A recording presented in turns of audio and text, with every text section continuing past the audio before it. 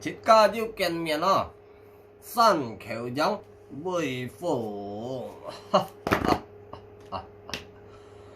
哈！今半日挨蘿蔔要從條神過嚟搬提車家堂啊，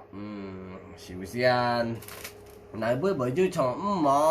杯就從錯搶提車家。多多nhân liệu ha thằng chín kia ngay là bạn trọng theo săn có lại à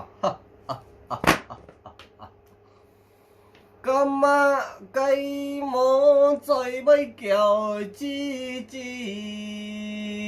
cam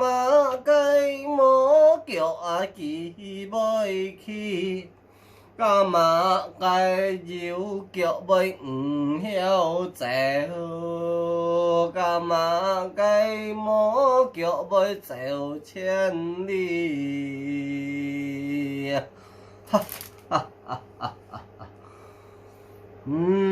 这趟清楚嘛我萝卜從呢條山歌冇趟清楚我蘿蔔繼續從家熱練本題這個堂哈趟清楚來哈咁雞摸最尾叫吱咁雞摸叫幾尾去咁雞要叫尾曉走咁雞摸叫尾走千里thằng phương bên đó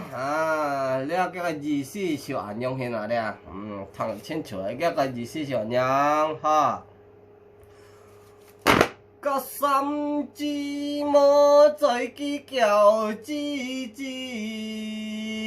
cái ăn chi mò kẹo kỳ bơi khi